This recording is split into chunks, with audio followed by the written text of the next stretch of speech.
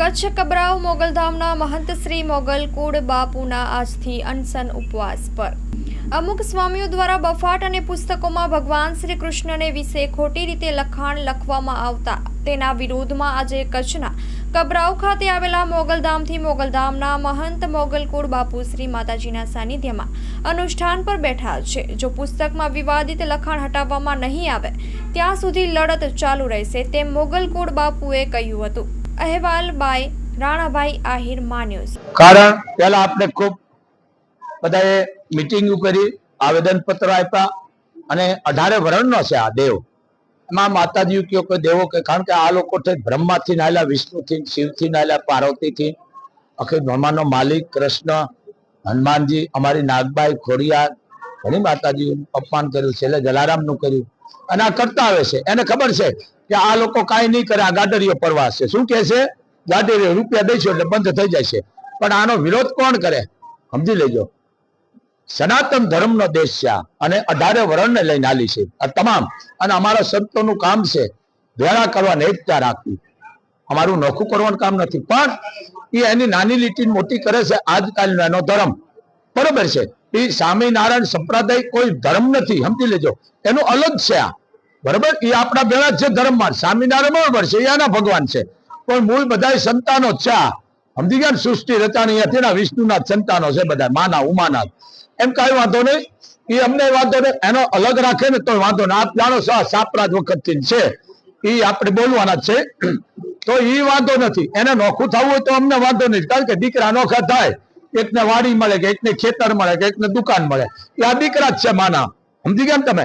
એમ આ જે નાની લીટી મોટી કરવા જાય અહીંયા જ વાંધો છે, પણ અમને વાંધો અહીંયા છે સનાતન ધર્મને કે કાલ પગે લાગવા વાળા દેવી દેવસ્થાનને આ દ્વારકા જવાનું બંધ કરી દેશે। ભાઈ દ્વારકા કૃષ્ણ નથી, કારણ કે સામિત્ય છે, બરાબર।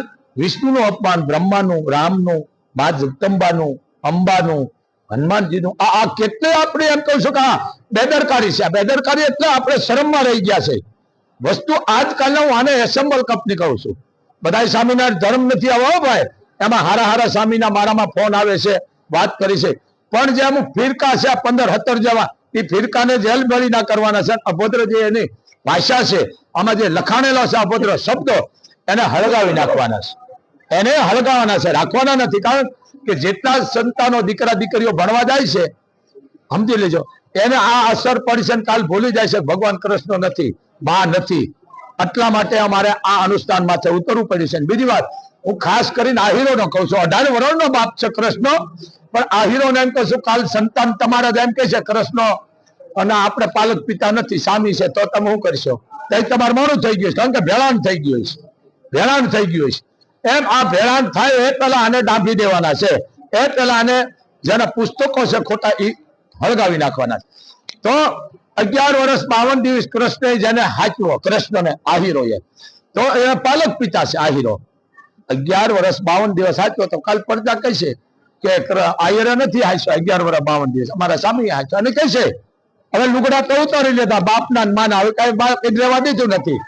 તો હવે અમારે બહાર આવવું પડે સાધુ સંતોને, અને બીજી ફરજ મેન કરવી પડે ધર્મગુરુની।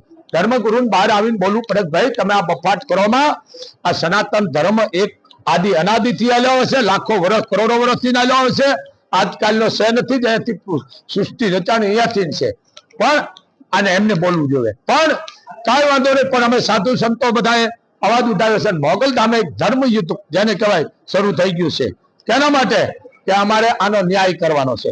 અને મોગલને જેને કહેવાય સનાતન ધર્મ માનવા વાળા સનાતન ધર્મીઓ છે જ ભેળા, મા ભેળા છે, કૃષ્ણનો ભેળા છે, રામ વિષ્ણુ ભેળા, જે માનતા એને ધર્મને, આ તમામ ભેળા છે, પણ વસ્તુ એક જ છે, હવે આનો વિરોધ કરી અને આને ડામવાના છે કે જે એને જે પત્રિકા એને લખી, પ્રસાદી પત્રિકા એની જે હોય તે બરોબર છે, એમાં વાંધો નહીં, પણ હવે અમારી પ્રસાદી પત્રિકા જુદી પ્રકારની છે, સમજી ગયા? હવે અમે એવી પ્રસાદી પત્રિકા બહાર કાઢશું કે દુનિયાને ખબર પડે કે અમારા ધર્મને છેડો જેને કરવા વાળાને, ધર્મને નીચો બતાવવા વાળાને, એનો લીટો મોટો કરવા વાળાને હવે સારામાં સારી શિક્ષા પત્રી અમારા જે છે સંતો આપી દેશે। એમ 18 વર્ણનો બાપ છે, એમ આની પાસે કોઈ પક્ષપાત ભેદભાવ નથી, અને આદિ અનાદિથી છે આ।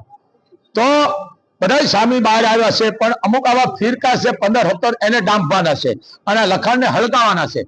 અને વિડિયા દ્વારા નહીં, કાંઈ નહીં, અખિલ બ્રહ્માંડના માલિક પાસે આવે પહેલા, એની આગળ માફી માંગે, યા પત્રકારોને બોલાવે કે ભાઈ આવી ભૂલ અમે નહીં કરે, હવે ભૂલ કરી તો અમારે સરકાર નહીં પણ અમારી સજા સમાજ આપે, અમને સજા સમાજ આપે, પછી સરકાર આપે. સમજી ગયા ને? આપણે ગુનેગારને કેમ પકડે છે? કોઈ ખોટો સાળો કરે છે, ચોરી કરે છે, કોકનો સાળો કરે છે, સમાજ એને મેથી પાક આપે છે, જે કે ઠાકર થાળી આપે છે ને, એમ આ એને પ્રસાદી પછી જેને કહેવાય કે આપણા જે સનાતન ધર્મ વાળા છે એ આપશે અને પછી સરકારને આપવાનું. એમ આને નાબૂદ કરવાના છે આવા ફિરકાઓને. કારણ કે બધા સ્વામિનારાયણ સંપ્રદાય આવા હોય જ નહીં અને બધા ધર્મની હારે જોડાયેલા છે, પણ અમુક આવી જાય ને કે ભ્રષ્ટ શબ્દો વાપર્યા છે, ભ્રષ્ટ લખાણ છે, એનો વિરોધ છે અમને. તો એક બાપુનો અવાજ છે, બાપ બહાર આવો. અને બીજી વાત કે આજ તો શરૂઆત છે બાપુની, 2 દી બે છે, 2 દી બાર બેહવાના છે.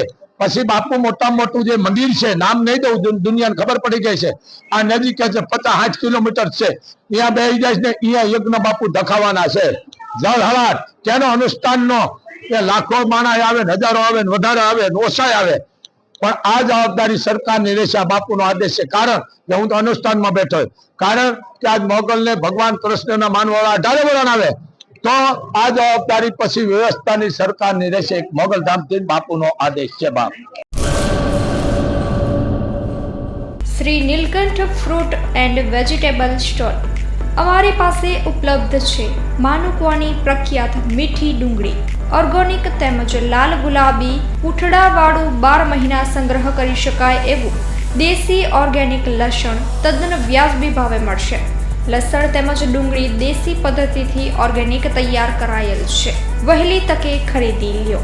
અથાણા અને ચટણી માટે સ્પેશિયલ ખાટી આમલી હાજરમાં છે. અમારી પાસે ઓર્ગેનિક શાકભાજી, અવનવા સિઝનના ફ્રૂટ હાજરમાં મળશે. કાનાભાઈ રવજીભાઈ ચૌહાણ, 40 વર્ષનો અનુભવ. Mobile number 9879122352.